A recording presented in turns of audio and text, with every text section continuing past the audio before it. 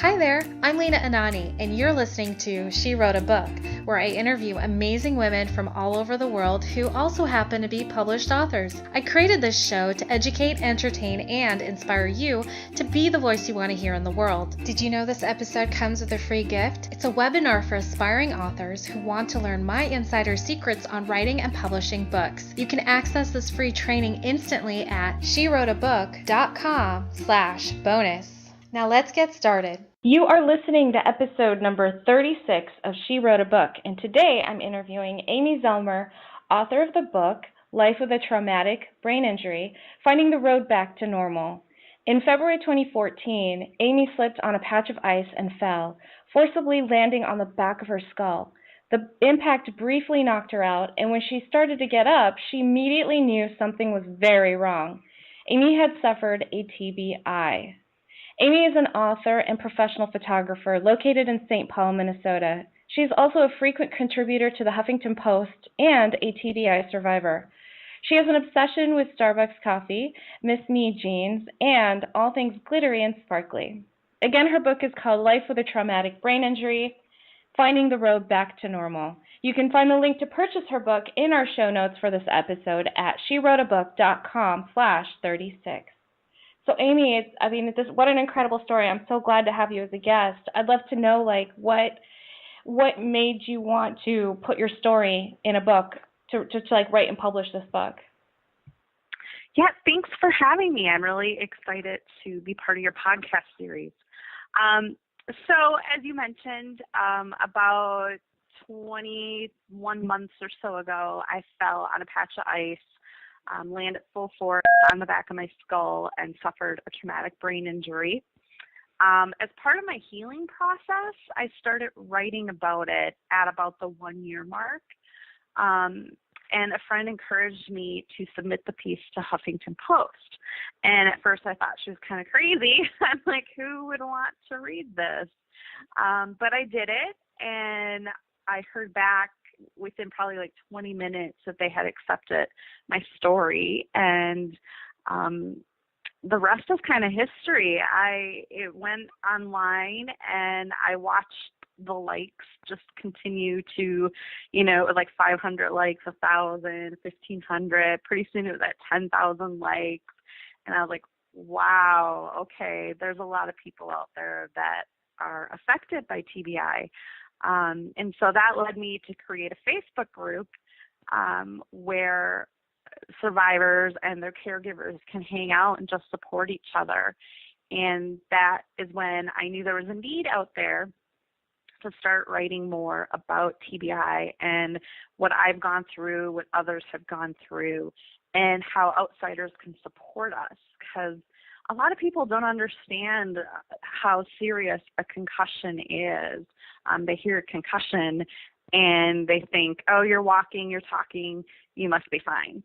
And that's not at all the reality of it. So it started out as a bunch of Huffington Post articles, and I actually was watching Sex and the City, and the episode where the publishers approached Carrie to turn her column into a book. And that's when I had an aha moment. I said, oh my gosh, I have all these HuffPost pieces. I can turn this into a book. And so that's kind of the down and dirty of how this book came about. That's awesome. When you first heard, or when your friend first suggested for you to submit the article to the HuffPost, and you're like, oh, you're crazy, who's going to want to read my story? And then 20 minutes later you get the approval, and then you have all these likes. Why do you think that people responded so well to your story? I think it is because it's something that's not talked about a lot. It's still kind of, I don't want to say unknown, but even as recent as 2-3 years ago, people didn't realize the severity of a concussion and the lasting long-term impacts of it. And I think with a lot of NFL players coming forward and other athletes, it's starting to get more attention. But however, this article really struck a chord with other survivors. I heard things like, you put words into my mouth, you said things that I haven't been able to articulate. I'm sharing this with my friends and family so that they understand what I'm going through. Like I said, we can walk, we can talk, we look fine. So people make assumptions that we are fine, and we're not. And I think there's a whole community of us that live with this. It's every 13 seconds someone in the U.S. suffers a TBI. So chances are really good that you probably know someone who's been affected by it. I definitely accidentally gave myself one once, like it was a couple of years ago, and I didn't know it was a concussion. I actually drove to work that day, and I knew something was off, and I got to work, and I was telling all my coworkers about it, and they're like, "Are you sure you just like hypochondriac?" I'm like, "Well, it could be I'm a hypochondriac, because thank you WebMD." And then the next day I went back to work, and I talked to my boss, and I'm like, "Hey, I forgot to tell you I gave myself a concussion yesterday." And he's like, "Yeah, you sat in my office for 30 minutes yesterday telling me about it." And I'm like, "Oh my gosh, I have no memory of that." So yep. I'm like, "Yeah, that sounds like a concussion to me." But I'm curious to read your stories, because I want to know, like, what was your experience of the concussion, and why do you use the terminology traumatic brain injury versus concussion? Is there a difference? Well, every concussion is a brain injury to some extent. The term traumatic brain injury it's a brain injury that's caused by a blow to the head. Like in my instance, my head hit the cement. Someone else, it might be a car accident, two heads colliding on a football field. So that's where the word traumatic brain injury comes into play. There's also acquired brain injury, and that would be like a stroke or an aneurysm, where something just kind of happens inside your brain, and a brain bleed happens. But they're all under the umbrella of brain injury. Awesome. So tell me a little bit about the stories or the information that you share in your book. What can a reader expect to learn?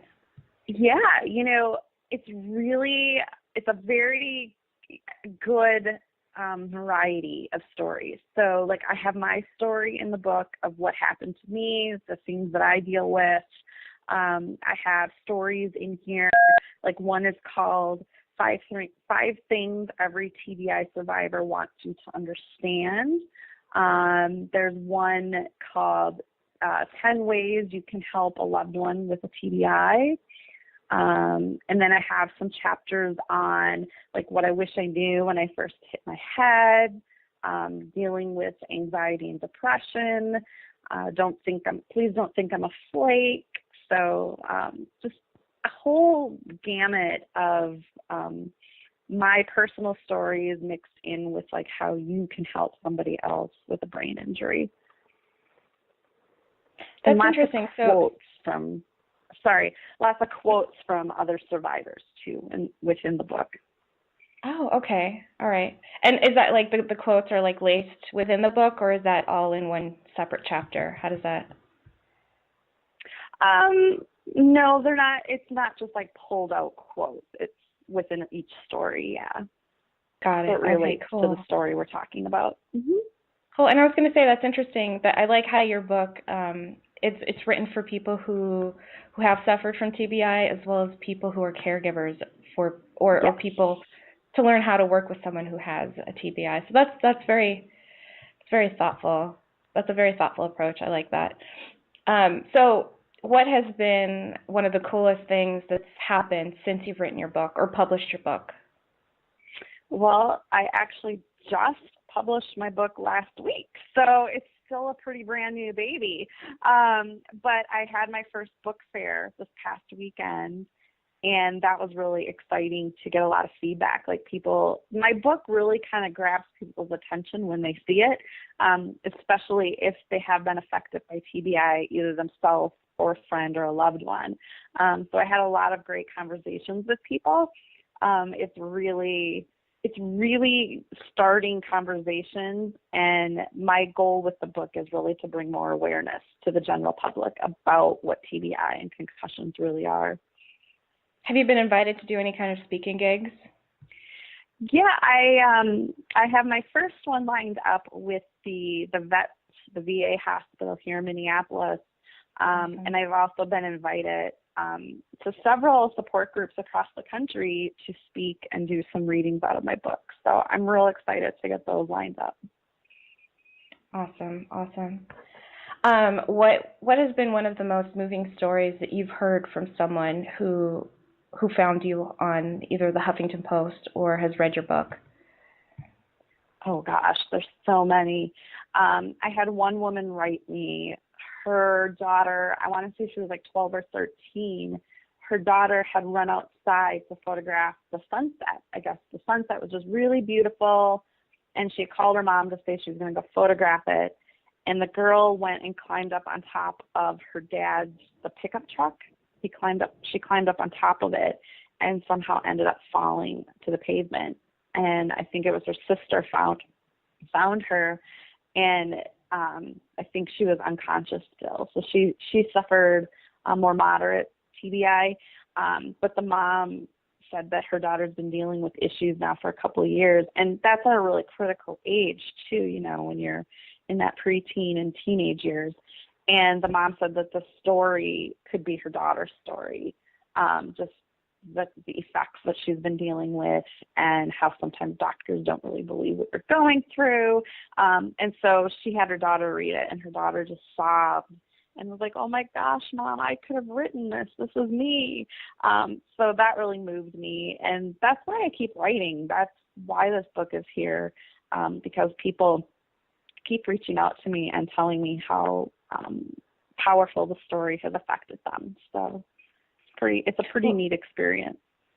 That is pretty inspiring for sure. So that brings me to my next question, which is why, or what do you love most about being an author? Well, again, that's pretty new to me. That's a pretty new title, but it's a really exciting title. And the fact that I wrote this book while dealing with all my TBI, I have a really great editor she knew my struggles and challenges, so she worked really closely with me to get this book into production. But I'm really excited to start working on my next book and just to continue bringing awareness. And, you know, as an author, it gives me another platform to get out there and continue to bring awareness to the general public as well as to the medical field, because it's still kind of new to them as well. Awesome. Very cool. Well, congratulations on your new book, Amy. Thank you so much. Thank you. And thank you again for being our special guest today. We will have a link to your book in the show notes for this episode, and our listeners can find that at SheWroteABook.com/36 to learn more about our author and her very inspiring book. Thanks again, Amy. It's been great. Thank you. Thank you for listening to She Wrote a Book. If you enjoyed this episode, then subscribe now so you can automatically get access to all new episodes, and feel free to share your inspired thoughts with us in the comments too. I'd love to hear from you. Are you ready to write your own book? Get started now with my quick and concise webinars so you can learn my insider secrets on writing and publishing your own book. Claim your free gift now at SheWroteABook.com/bonus.